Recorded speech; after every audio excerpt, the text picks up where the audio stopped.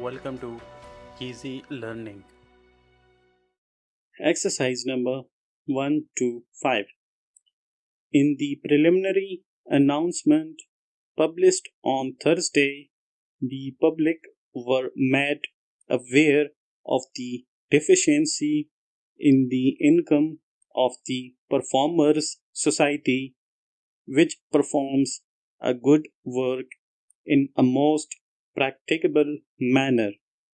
The offices of the society are situated in a building which is a fine example of the perpendicular architecture, but is in a state of decay.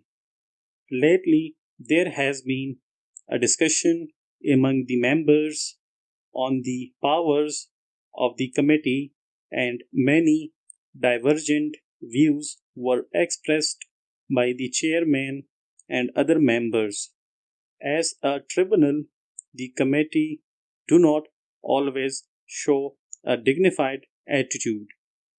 Among other observations, some of which were extremely strong in tone, the chairman, a person of prejudiced views, said there were many difficulties in the way, but it was not at all improbable that our new patents would revive our trade in the South American republics, as they were peculiarly applicable to the wants of its people.